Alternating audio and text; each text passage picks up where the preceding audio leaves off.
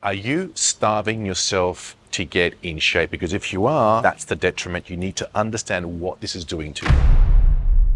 Is the starvation response real? Can you actually starve yourself fat? That is the question, and we're going to find out in this video. Now, for those who don't know, the starvation response is a concept whereby when you stop eating food, you start gaining weight. So this video is all about finding out exactly, is this true? And if so, how does it work? And I'm going to cover that for you right here, right now. The idea behind this is people thinking that when they're eating less food, they're actually storing more body fat, and they're blaming the very starvation response as a reason for that happening. What's really going on is simple. The foods that we eat from day to day impact the metabolism. Now, as we give the body less food with attempt to try to force it to lose weight, the body does not know the difference between dieting or starving. It doesn't know that you are eating less food and forcing it to lose weight. So it gets a signal that less energy is incoming. The body naturally responds by dialing down the energy expenditure, and it does this by speaking to the thyroid. So when you give the body less food, the body does not know whether you're trying to make it lose weight or whether you're trying to make it starve.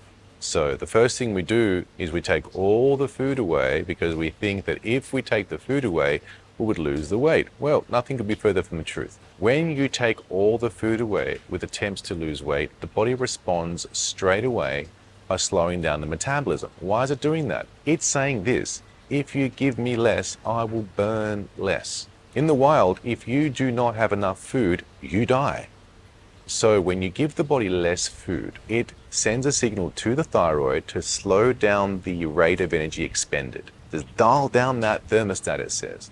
Why? Because there's no food coming, so we can't afford to be burning up that much energy if we don't get the signal that food is going to come.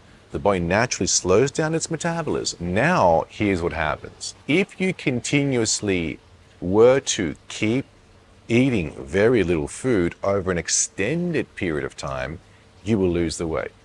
What tends to happen with people, and this is why they think that when they are eating less, they're triggering the starvation response to be activated. What's really happening is the moment they're eating less, typically it's a Monday to a Wednesday or Thursday. Why?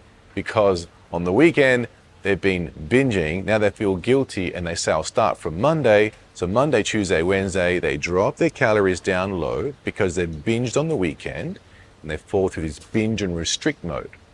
Binge on the weekend, come Monday, I'll start from Monday, I'll get back on my diet, and they enter a hypocaloric state. That is, they eat very little food, the metabolism reacts in that process, and it slows down. Come Thursday, Friday though, they can't handle the low intake in food, so they go out and they splurge. Again, hunger wins in the end. You know, in the casino they say the house always wins. Well, when it comes to dieting, hunger wins. You need to know this.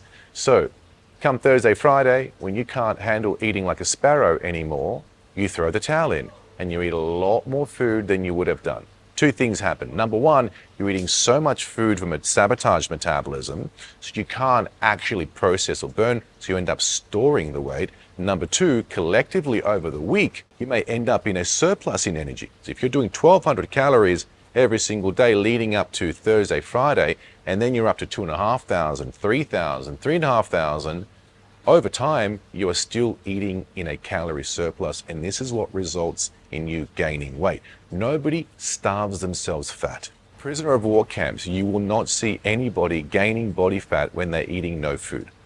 You will not see concentration camps. You will not see that in the wild. Every single contestant on the show Survivor, by the end of Survivor, ends up losing weight. Why? Because they stayed in a calorie deficit long enough. One of the main reasons why people want results yesterday is they're frustrated with not being able to get this body fat off, so they try drastic measures. They go through aggressive deficits to try to lose the weight. Here's a key note to make. It did not take you 12 weeks to gain 30 pounds.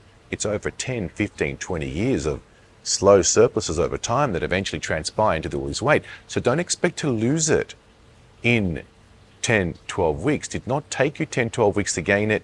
Don't expect to lose it in that time. What you need to understand is this. You need to determine the right deficit needed, and it does not have to be a severe deficit. It just needs to be a minor deficit to give the body enough time to acclimate to this level of intake in food. Take too much of the food away, the body responds and lowers down the metabolism. You throw the towel in, now you have a sabotage metabolism, you reintroduce more food, you end up storing all the weight you've lost plus a further surplus on top of that. Starvation response does not exist. We do not get fat by eating no food. Now, when it comes to creating the deficit, there is a specific amount you should be creating from week to week in order to maximize fat loss without losing muscle mass. And I've said this time and time again, you are better off losing nothing than you are losing muscle tissue. If this is still overwhelming for you and you don't know where to start or what to do, click the link below, book in a discovery call, let's have a bit of a chat. Let me create a little battle plan for you, give you some timelines and let you know how long it's going to take you to get the results that you're after. Perhaps you might be doing something and not sure if you're on track or not. You might need some feedback, you might need some structure, some accountability. Who knows what it is? What if your current battle plan is not serving you? What do you do once you plateau? How do you make adjustments where necessary?